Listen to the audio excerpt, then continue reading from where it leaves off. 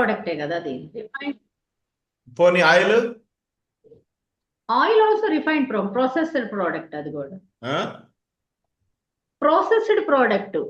Rice అంటే ఏం sir? Rice ప్రైజా? అంటే రైస్ ప్రైస్ రైస్ రైస్ అది కూడా ప్రాసెస్డ్, లేకపోతే అన్ప్రాసెస్డ్ కూడా ఉంది. కాకపోతే మనం ఏది చూస్ చేసుకోవాలో అది వాట్ మన you mean by processed? Process అంటే ఫార్మర్స్ నుంచి వచ్చిన తర్వాత దాన్ని మిషన్ లో మనం వేసిందంతా ప్రాసెస్ లోనే అవుతుంది. మిషన్స్ వేసి ఇంకా ఆఫ్టర్ ఎన్నో ప్రాసెస్ జరుగుతూ అసలు ఉంటుంది. ఫార్మర్ అంటే ఫార్మర్ నేచరా? ఫార్మర్ నేచర్ కాదు, కాదు కదా. పండి కాదు. ఇప్పుడు ఒక విషయం చెప్పిన, నేచర్ అంటే ఓన్లీ ఫారెస్టే. ఎస్. నదులు కాలువలు కూడా కాదు. నేచర్ అంటే వాటర్ ఫాల్స్, అడవుల్లో పడినటువంటి మాత్రమే న్యాచురల్ గా. అంటే పోలినైజేషన్ అంటే పక్షులు, అంటే సీడ్స్ తీసుకొచ్చి వేస్తే పెరిగిన చెట్లు మాత్రమే న్యాచురల్. ఎస్. మనిషి నాటిన మొక్క న్యాచురల్ కాదు. ఎస్. మనిషి వేసే ప్రతి విషపు బీజం అంటే ఏంటి? నేల మందులు కావచ్చు, పురుగు మందులు కావచ్చు, విష పదార్థాలు, ఇవన్నీ కూడా మనం ఇన్వెంట్ చేసి మనం మాడిఫై చేసుకున్నాయి. ఈవెన్ రైస్ సీడ్ కూడా మనం ఇన్వెంట్ చేసుకున్నదే, మనం క్రాస్ బ్రీడ్ చేసాం. సో ఇవన్నీ దేనికోసం చేసాం? మన అవసరాలకు తగ్గట్టుగా మనకి ఎక్కువ క్యాలరీస్ కావాల్సినప్పుడు ఎక్కువ పంటను పండించుకున్నాం. మనుషులకు కావాల్సిన విధంగా మనం మాడిఫై చేసుకున్నాం. సో మనిషి సపోజ్ ఫిజికల్ యాక్టివిటీస్ ఎక్కువ చేస్తే ఎక్కువ ప్రోటీన్ ఫుడ్ కావాలి, ప్రోటీన్ ఫుడ్ పండించుకుంటున్నాం, తింటున్నాం. ఓకే. ఎస్. చికెన్ కావాలి, చికెన్ పెంచుకుంటున్నాం, తింటున్నాం. మటన్స్ కావాలి, గొర్రెలు పెంచుకుంటున్నాం, తింటున్నాం. గోధుమలు కావాలి, గోధుమలు పండించుకుంటున్నాం, తింటున్నాం. What is nature? What is nature? What you mean by natural? Natural అంటే దానికి అకార్డింగ్ టు నేచర్ ద్వారా ఏవైతే పండుతుందో నేను అది ఒక నేచర్. డెఫినేషన్ ఇస్తా, ఇప్పటి నుంచి అది మైండ్ లో పెట్టుకోండి మీరు. Nature is something which does not effect your metabolic system. అంటే మీ జీర్ణక్రియ వ్యవస్థని, మీ కిడ్నీని, లివర్ని పాడు చేయనటువంటిది న్యాచురల్ గా మన బాడీ డైజెస్ట్ చేసుకోగలుగుతుంది. Yes. Yes. As long as ఆ పారామీటర్స్ మనం మెయింటైన్ చేయగలిగితే విచ్ ఇస్ న్యాచురల్. అది మీరు మెయింటైన్ చేయకపోతే అడవిలో పడిన మొక్కనైనా తెచ్చుకొని మీరు తింటే అందులో లెడ్డో, మెర్క్యూరియో, మురిక్కాలో పక్క పండినటువంటి కూరగాయలు మీరు తెచ్చుకొని పండించుకుంటే అవి కిడ్నీలు పాడు చేస్తే అవి కూడా న్యాచురల్ కాదు. ఇన్ఫాక్ట్ మీ బ్రెయిన్ ఆలోచించే ఆలోచన వల్ల కూడా మీ కిడ్నీలు పాడవుతాయి, అది కూడా అన్యాచురల్.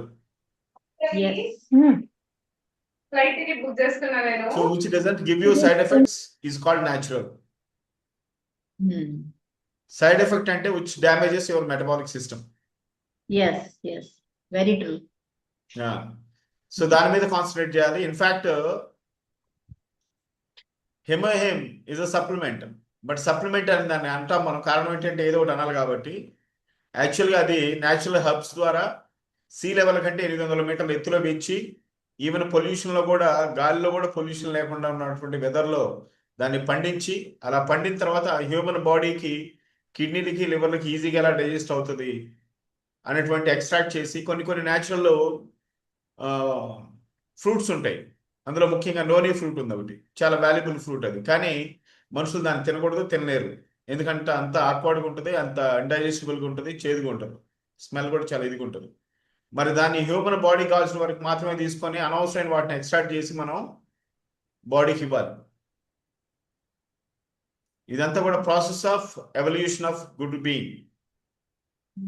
సో సప్లిమెంట్స్ రాంగ్ అనే విషయాన్ని ఈ ఈ సొసైటీలో తీసేయాలి. ఎందుకంటే సప్లిమెంట్స్, మనం తినే ఫుడ్డే supplemented already. It has been supplemented means human అవసరానికి తగ్గట్టుగా చేసుకునే దాన్ని సప్లిమెంట్ అంటాం. సప్లిమెంట్ అంటే టాబ్లెట్ కాదు, సప్లిమెంట్ అంటే పౌడర్ కాదు. సప్లిమెంట్ అంటే as of our need. Okay. ఇప్పుడు డి వైటమిన్ ఉంది. డి వైటమిన్ న్యాచురల్గా ఎండలో కూర్చుంటే రావాలి, బట్ ఎండలో కూర్చుంటే చాలా ఎక్కువ కూడా వస్తున్నాయి. ఏమొస్తున్నాయి? డి వైటమిన్ తో పాటు యూవీ రేస్ వస్తున్నాయి, క్యాన్సర్ కూడా వస్తున్నాయి. You have to filter that radiation. ఆ రేడియేషన్ ఫిల్టర్ చేయాలి, డి వైటమిన్ మాత్రం బాడీకి ఇవ్వాలి. ఆల్రెడీ మనం ఆ వర్జులోకి వచ్చేసాం, ఆ ముగింపులోకి వచ్చేసాం. ఏం ముగింపు? సృష్టిలో మనకు ఉన్నటువంటి అనేక ఔషధాలు, అనేక వనరులు మనం తీసుకోలేని స్థితిలో పొల్యూట్ అయి ఉన్నాయి. So this is the verge of time to filter and take needed. మన అవసరానికి తగ్గట్టుగా డిజైన్ చేసుకొని హ్యూమన్ బాడీకి ఇంజెక్ట్ చేసుకోవాల్సిన టైం వచ్చేసింది. సో దీన్ని అర్థం చేసుకోవడంలో డిలే అయ్యామనుకోండి, యూ విల్ గెట్ ఎఫెక్టెడ్. ఇప్పుడు యోగా మంచిది, కానీ యోగాని మీరు ఎప్పుడు అర్థం చేసుకున్నారు? By birth? నో, ఎప్పుడు? హెల్తీగా ఉండాలని చెప్పేసి యోగా పాత్లోకి ఏ వెళ్ళాను. ఏజ్ లో నేను అడిగేది? ఏ ఏజ్ లో అంటే 35, 33, దట్ ఏజ్. మరి అప్పటిదాకా ఎందుకు అర్థం కాలేదు మీకు? అప్పుడు దాకా నాకు ఎవరు కనిపించలేదు చెప్పేవాళ్ళు, యోగా చెప్పేవాళ్ళు. That time it happens, then I went to that actually. అదే ఒక సిచ్యువేషన్ వచ్చింది, మీరు అట్రాక్ట్ అయ్యారు, మీరు స్టార్ట్ చేశారు నేర్చుకోవడం, అవునా కదా? ఎస్. సో ఇన్ఫాక్ట్ మీకు లేట్గా వచ్చినట్ట త్వరగా వచ్చినట్టు అది? అది That's లేట్గా up to you. వచ్చినట్టు. లేట్గా లేట్గా వచ్చినట్టు అంటే ఎందుకంటే దాని వాల్యూ మనకు తెలుసు కాబట్టి, ఇంకో 10 years ముందు మొదలు పెడితే బాగుండేది అని మనం రియలైజ్ అవుతాం. ఎస్. ఇన్ఫాక్ట్ ఈ న్యూట్రాసిటికల్ ఇండస్ట్రీని, దీన్ని యాక్చువల్లీ సప్లిమెంట్స్ కాదు, ఇది న్యూట్రాసిటికల్స్. ఈ న్యూట్రాసిటికల్ ఇండస్ట్రీని బై 2030 ఎవరైతే అర్థం చేసుకోరో, దే విల్ సఫర్ లాట్. చాలా నష్టపోతారు, సఫర్ అవుతారు కూడా. ఎందుకని కాల్షియం గురించి ఎముకల్లో పూర్తిగా కాల్షియం అయిపోయిన తర్వాత అర్థం చేసుకోవడం కాదు, ప్రతి నెల మెచ్యూర్ అయితేనే కాల్షియం తగ్గుతుందని ఏ ఆడపిల్లలు అయితే అర్థం చేసుకుంటారో, they will maintain longevity. Calcium deficiency రాకుండా చూసుకోగలుగుతారు. 15 ఏళ్ళ పిల్లకి అర్థం అవ్వాలి. 15 సంవత్సరాల ఆడపిల్లకి కాల్షియం గురించి అర్థమైతే, సప్లిమెంట్స్ తీసుకోవడం అర్థమైతే, పాలు తాగటం, ఇంకో రకంగా సప్లిమెంట్స్ తీసుకోవడం అర్థమైతే వాళ్ళు మెయింటైన్ చేసుకోగలుగుతారు. ఎస్. కానీ 40 ఏళ్ళకి కాల్షియం గురించి తెలిస్తే ఏంటి? It is so delay. Yeah, yeah, very true. అదే ఈవెన్ మన ఆయుర్వేదంలోనే చెప్పింది sir, preventive we have to take. ముందు నుంచే మన బాడీని చూసుకుంటూ ప్రివెంటివ్ ఉండాలి. కాదు, యాక్చువల్ చాలా మంది ఇది ప్రివెంటివ్ రికవరీ అనుకుంటారు, తప్పది. Requirement, it is not preventive, it is required. Food రిక్వైర్మెంటా ప్రివెంటివా? Food requirement. మరి బాడీ కావాల్సిన మినరల్స్ కూడా రిక్వైర్డ్. ఎస్. ఓకే. సో దీని మీద మనకు అవగాహన లేదు, చెప్పేవాళ్ళు లేరు, చెప్పినా కూడా డిలేగా అర్థం చేసుకుంటారు. అసలు డిలే కాదు, నెవర్ అండర్స్టాండ్. యా. ఇన్ఫాక్ట్ ఈరోజు నేను ఒక పేషెంట్ గా ఇవ్వబోతున్నానమ్మా. వాళ్ళ కొడుకులు కూతురు డాక్టర్లు హైదరాబాద్లో. రాఘవరావు గారు ఏదో పేరుంది. ఆయనకి లంగ్ క్యాన్సర్ వచ్చి మన దగ్గరికి 2.5 years బ్యాక్ వచ్చారు. ఎక్కడ తిరిగినా తగ్గలేదు, ఈవెన్ బస్సు తారకంలో కూడా తగ్గలేదు. మన దగ్గరికి వచ్చి హిమోయం వాడిన తర్వాత తగ్గింది. వాళ్ళ అమ్మాయి కూడా మీలానే చాలా మిస్కన్సెప్షన్, సప్లిమెంట్స్ ఎక్కువ రోజులు తీసుకోకూడదని వాళ్ళ నా డాడీతో ఆపిపించింది.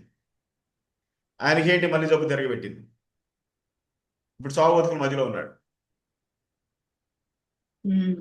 సో ఆయన కొంత అండర్స్టాండింగ్ ఉన్నా, వాళ్ళ ఫ్యామిలీలో అండర్స్టాండింగ్ లేకపోవడం వల్ల ఆయన చేత ఆపేపించారు. ఒకటి, మీరు ఇమ్యూనిటీ ఫుడ్ ద్వారానే ఇవ్వాలి, లేదా సప్లిమెంట్ రూపంలోనే తీసుకోవాలి, లేదా ఇంకో రూపంలోనే తీసుకోవాలి. That is bodies requirement. ఇలా వస్తే నేను తీసుకోను, ఇలానే తీసుకుని, అలా దొరకపోతే ఏం చేస్తారు? మీ ఈఎంఐ అనేది రిక్వైర్మెంట్. మీరు అప్పు అనేది తెచ్చి కట్టండి, బ్యాంక్లో నుంచి శాలరీ అనేది వేసుకుని కట్టండి, doesn't matter. Requirement is important. People body requirement పట్టించుకోకుండా, అవగాహన లేకుండా చాలా ఇబ్బందికి గురవుతున్నారు. బాగా వస్తున్నారు.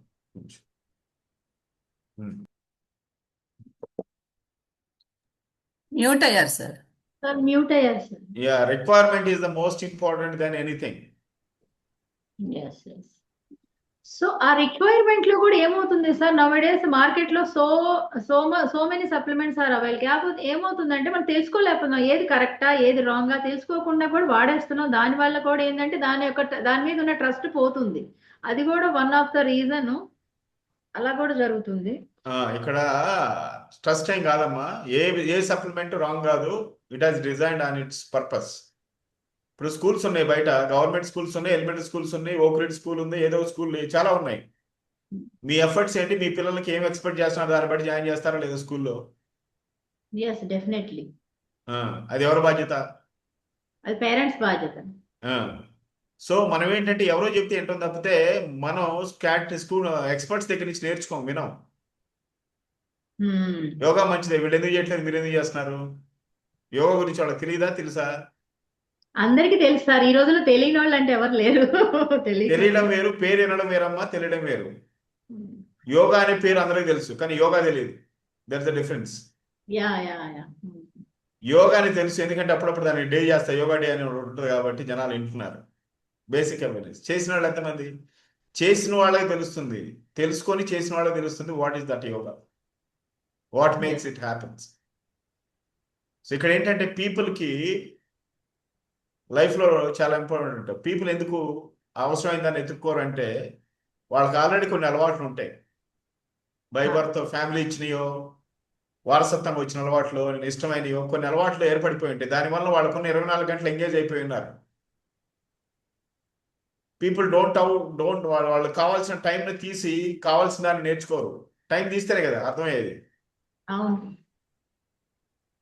సో మరి టైం తీయాలంటే వాళ్ళకి ఆల్రెడీ ఎన్నో అలవాట్లు ఉన్నాయి. అలవాట్ల నుంచి బయటికి రావాలి, కొంత టైం తీసుకోవాలి. People should be professional.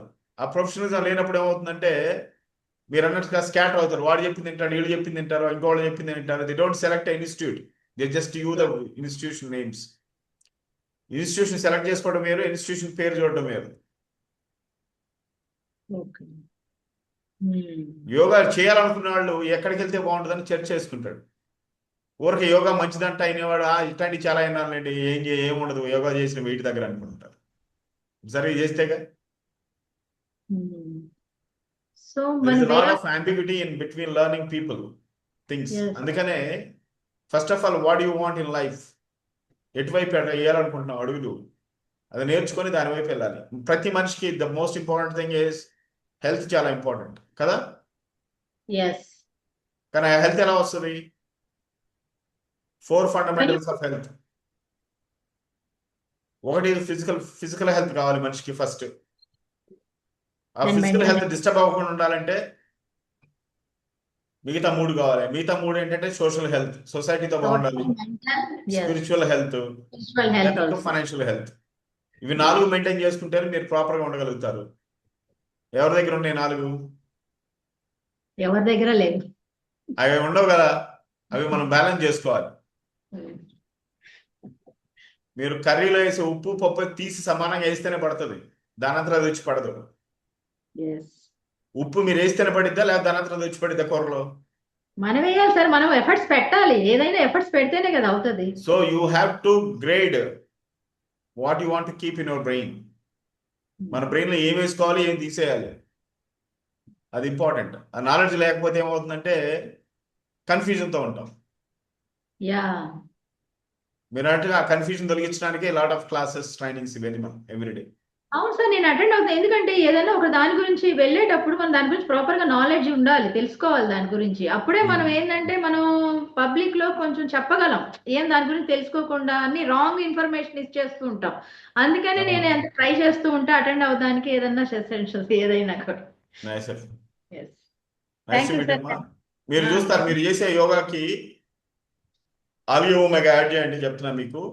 Already తింటున్నాం సార్, తింటున్నాను. ఎక్స్ట్రాడినరీగా ఉంటుంది. It will support you like anything. Very good.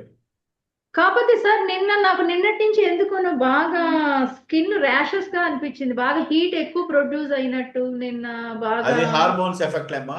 Pomegranate కూడా తీసుకోండి, దట్ విల్ హెల్ప్. తీసుకుంటున్నాను సార్, అది కూడా తీసుకుంటున్నాను. కొంచెం హైడ్రేషన్, వాటర్ కొంచెం తీసుకుంటాం. మేబీ 40+ కదా, డెఫినెట్లీ దట్ విల్ హెల్ప్. ఏమైనా సార్ ఒకసారి మీరు మెనోపాజ్ ఆ క్లాస్ కూడా తీసుకోరా మీరు ఒకసారి. కొంచెం లేడీస్ కి ఆ ప్రాబ్లం ఇంతవరకు నేను ఎక్కడ చూడలేదు. ఇంతవరకు మెనోపాజ్ స్టేజ్ టాపిక్ ఒకటి పెడదామండి రేపు మార్నింగ్, రేపు సెషన్ అది పెడదాం. ఓకే అమ్మా, take care, have nice lunch, bye bye, see you. Sir. Thank you. నమస్తే అమ్మా, బాయ్.